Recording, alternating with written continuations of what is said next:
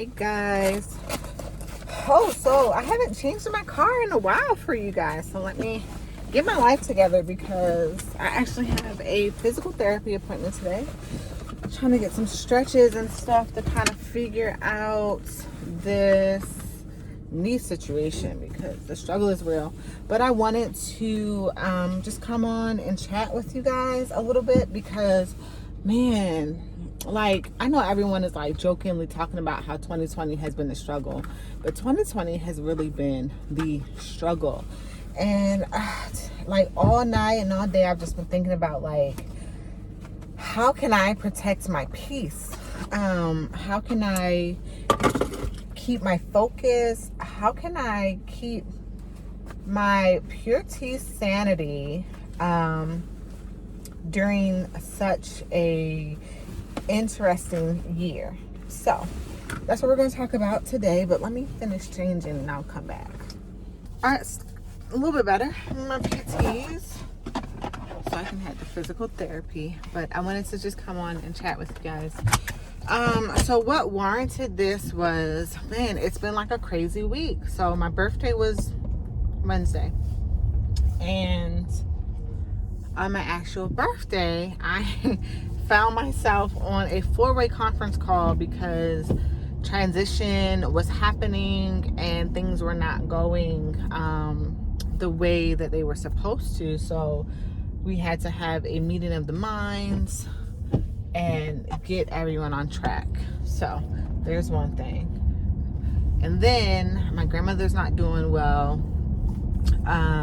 So that is just like really like wearing on myself, my family, as a whole. So there's another thing. And it's just like things have just been building and building and building and building and building. And I'm just like, okay, so how can I protect my peace? How can I continue to be myself, continue to be Renee, continue to be reliable and funny and witty and kind, even in 2020?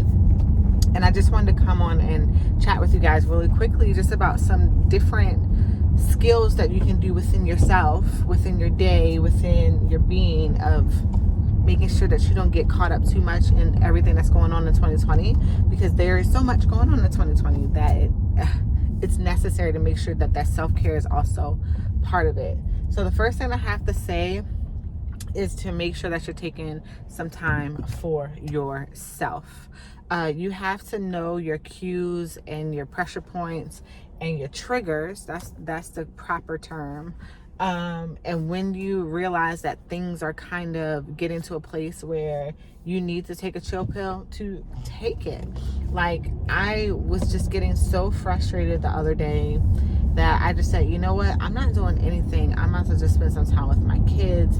I'm going to relax. I'm going to do nothing. I'm going to clean my house and organize and do all the things that I feel like I can control to get me where I need to get back to mentally.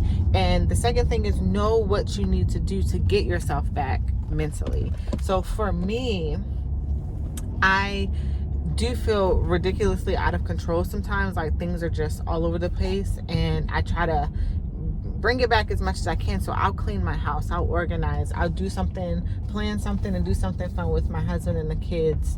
I'll, do something that I plan, I set, and I achieve. So that is what works for me in my mental capacity. So whatever it might be for you, it might be go get your nails done, your toes done, do your hair, organize, plan, write, journal. I'm actually coming out with a guided journal because I feel like this year has been so all over the place that it helps to write it down and kind of regain your path and where you're going. So I'm actually working on that, and it should be launched in the Etsy shop very soon, but I will let you guys know more about that as well. So we have, just knowing your trigger signs, knowing what your pushes are, and then knowing how to get yourself back. And then the third thing would have to be to have a good support system. So when I feel like I'm super duper frustrated, I have a few people that I'm able to talk to, vent to, because that is a thing, and I don't have to worry about them judging me or using it against me or bringing it back up. So when it's something that's really, really, really touching and crazy, I just talk to my husband.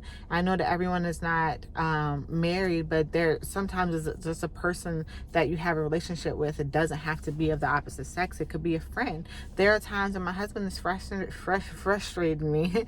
I talk to my friend, my best friend. We will have a conversation or work things, because, you know, she understands the army and my husband not so much. So it's easier to have that conversation with her. So just go to people who you really trust, you really love, and who aren't going to hold that against you. Because sometimes, you know, we'll just go, and she'll be like, oh, I just need to get that out. And sometimes you just have to get it out. It's not that anyone is holding against what you're saying. They know that it's just a reaction, but it feels better once you get it out in the atmosphere. And you're like, oh, well, it really isn't that bad. I can continue to navigate through this. So the fourth thing I have to say is know that everything that you've gone through before, 100% of your battles, 100% of your obstacles that you have gone through before, you've overcome. You might still be overcoming, still working through, but you're still here today on this earth, so you have gotten through it to some capacity. So just know that. Don't doubt yourself.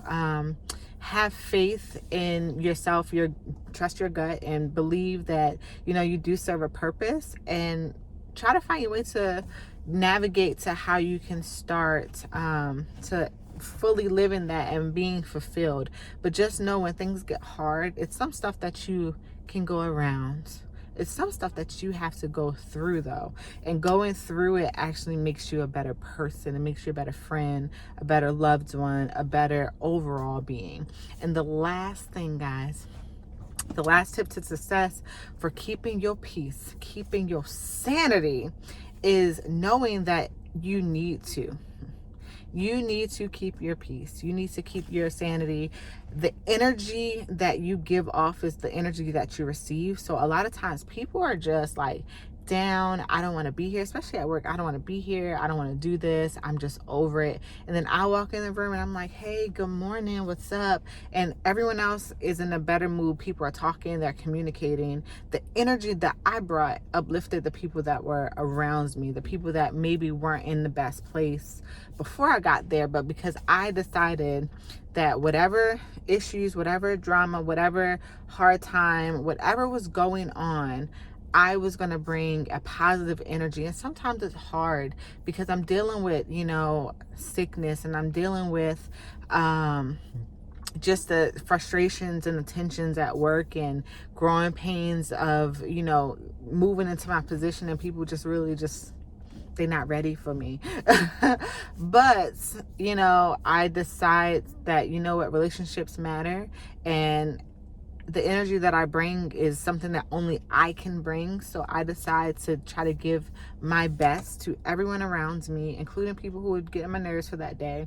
And it just changes the atmosphere completely. So your energy matters. You need to preserve your energy. You need to preserve your peace, especially in this time, because there's so much going on.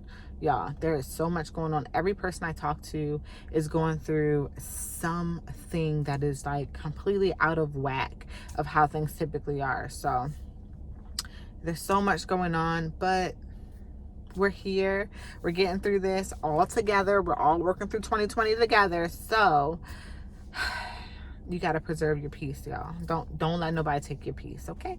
Well, I am about to run in here and have this physical therapy. Man, we'll see what they say. I don't know. We'll see. Your girl is doing bad. My knees are doing bad. Like, I feel like I'm like 80 years old. But it is what it is. It's one of the job hazards, you know. All right, I will see you guys in the next video. Thanks.